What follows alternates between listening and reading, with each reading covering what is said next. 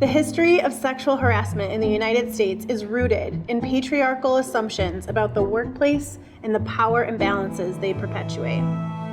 Up until the second half of the 20th century, the workplace was seen as a fundamentally male space where women were outsiders. If women workers experienced harassment and abuse, that was only to be expected. To leave the sanctuary of the home was to violate the traditional social order and to forego the protection of male relatives. From this perspective, working women were disorderly, and their very presence in the workplace was an implicit invitation to sexual advances. In the 18th and 19th centuries, enslaved women in the South and free domestic workers in the North were targets of sexual coercion. In the early 20th century, women in manufacturing and clerical roles suffered physical and verbal abuse from male supervisors. And although unions secured laws to protect women from excessive hours and dangerous working conditions, they cited female frailty, not workplace equity, as the justification for legislation. For much of the 20th century, sexual harassment in the workplace was normalized, trivialized, or simply unacknowledged. More often than not, male sexual advances were dismissed as boys being boys. Crude comments and off-color jokes were just locker room talk. If women didn't like it, they could always quit. After all, no one made them take on work outside the home, and it was up to women to adjust to the male workplace, not for the workplace to adjust to women. Agnes DeMille, an award-winning dancer and choreographer, recalled the bluntness of an all-too-typical theatrical business manager in the 1930s. He set the dancer's salary, $35 a week and a little loving on the side, plain and frank like that. In the decades following World War II, however, these attitudes and assumptions ran increasingly counter to a changing social and economic reality. In 1950, there were 18.4 million working women, and women made up about 1/3 of the total U.S. labor force. By 2015, there were 73.5 million, accounting for roughly half of all American workers. In other words, by the early 21st century, women had achieved equal participation in the nation's economy. However, equal participation did not, by itself, produce an equitable workplace. A persistent wage gap has long been recognized as a key issue by proponents of gender equity. As early as 1944, Congress debated legislation calling for equal pay for equal work. In 1963, prompted by leaders of the emerging women's rights movement, Congress passed the Equal Pay Act, which prohibited discrimination on account of sex in the payment of wages. The following year, the 1964 Civil Rights Act was signed into law. Title VII of the Act included a broad prohibition of discrimination in employment on the basis of sex. It was not until the 1970s that sexual harassment became a major focus of efforts to produce a more equitable workplace. The work of activists in the resurgent women's rights movement of the 1960s and 70s played a key role in bringing attention to the issue. Their first and most pressing challenge was to make the problem visible. As the lawyer and activist Catherine McKinnon put it, it is not surprising that women would not complain of an experience for which there has been no name. Until 1976, lacking a term to express it, sexual harassment was literally unspeakable. Gloria Steinem stated, "We didn't have the phrase sexual harassment. It was just called life." Publications like Ms. Magazine put a spotlight on sexual harassment and gave ordinary women the opportunity to tell their stories. Foreshadowing the Me Too movement, the 1977 issue of Ms. featured an article titled "Sexual Harassment on the Job and How to Stop It." The article included dozens of individual accounts of harassment as well as practical advice for women facing similar situations. The work of activists was supported by lawyers and academics. McKinnon's 1979 book, Sexual Harassment of Working Women, laid the foundation for the legal battles that followed. In it, McKinnon presented compelling evidence that sexual harassment was a widespread social problem that had been ignored for far too long. Just as important, she made the case that sexual harassment was a form of employment discrimination based on sex and was therefore illegal under the Title VII of the Civil Rights Act. McKinnon would test her legal theory in court, most notably in the landmark 1986 case, Meritor Savings Bank v. Vinson. In 1974, Michelle Vinson, then 19 years old, was hired as a bank teller.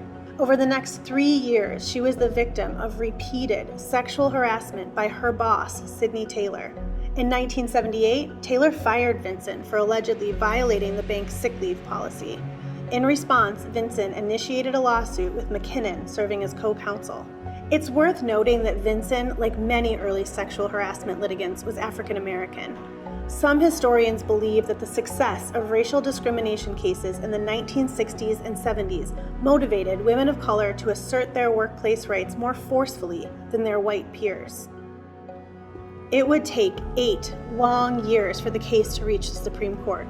When it finally did, the court ruled unanimously in Vinson's favor, recognizing sexual harassment as a violation of Title VII and setting a precedent for future cases. The ruling established the hostile work environment standard, acknowledging that harassment could create an abusive work environment even without tangible economic injury. Meritor v. Vinson laid out the legal framework for sexual harassment litigation and prompted the passage of a host of new laws that expanded protections for employees at the state and federal level. Its impact, however, went well beyond the courtroom. Perhaps most important, it legitimized allegations of sexual harassment and encouraged women to make their experiences public. Prior to 1986, there were, on average, only 10 formal sexual harassment complaints per year in the entire United States.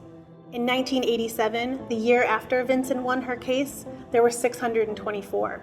By 1995, that number had risen to 4,626. Throughout the 1990s, companies and other organizations expanded policies governing sexual harassment. The policies established new rules and procedures that aligned with the changing legal landscape. The fight against sexual harassment reached another pivotal moment in 2017 with the launch of the Me Too movement. Following the exposure of numerous sexual abuse allegations against film producer Harvey Weinstein, American actress Alyssa Milano, inspired by Tarana Burke's Me Too movement, posted on Twitter, "If all of the women who have been sexually harassed or assaulted wrote Me Too as a status, we might give people a sense of the magnitude of the problem." The response to Milano's call to action was astonishing. In the 2 months following her initial post, more than 2.3 million women around the world shared their stories using the Me Too hashtag. Over the course of the next year, the number of sexual harassment charges received by the Equal Employment Opportunity Commission jumped by 13% to an all-time high of 7,609. As much as the Me Too movement accomplished, it also highlighted the challenges ahead. Throughout American history, social and cultural progress has consistently produced a backlash, and Me Too was no different. In this case, opponents of Me Too inflated the potential for false allegations. The backlash had a measurable negative effect on men's behavior. In the years following the launch of the Me Too movement, men reported greater reluctance to hire women for jobs that required close, interpersonal interactions, to conduct one-on-one meetings with women, and a greater likelihood of excluding women from social events. The cumulative impact of these behavioral shifts has been reduced opportunities for advancement and promotion for women. At the same time, the percentage of women who report having experienced sexual harassment at some point during their career has remained constant over the last 2 decades at roughly 40%. Despite changes in the law and in public attitudes, fear of retaliation, compounded by the difficulty of proving an accusation, continues to silence survivors. 85% of women who experience sexual harassment don't file a formal complaint, and 70% never even bring the incident to the attention of a coworker or supervisor. All of this underscores the fact that for many women, the practical obstacles to reporting harassment remain as strong as ever. Because Me Too was made famous by celebrities, the focus has been on Hollywood and other entertainment industries. Meanwhile, most sexual harassment takes place in much less glamorous professions like hospitality, healthcare, food service, and retail, where victims tend to be of much lower socioeconomic status and are often women of color. Such survivors of harassment often see the cost of stepping forward as too high and the chance of success too low to take the risk of making a formal accusation. Recent scholarship suggests a possible way forward. Too often, the primary purpose of sexual harassment training has been to protect organizations from legal liability for the actions of their employees. Such training focuses on identifying actions that constitute harassment and establishing penalties for violating organizational policies. Numerous studies have demonstrated that these traditional programs are largely ineffective at preventing sexual harassment. Instead, researchers suggest companies invest in initiatives aimed at producing a shift in organizational culture. A recent Equal Employment Opportunity Commission report called for organizations to move away from traditional approaches to training. Instead, organizations should focus on promoting a positive culture of respect and inclusion and should be open to a wide variety of approaches to achieve that aim. At the heart of this recommendation is an understanding that culture drives behavior.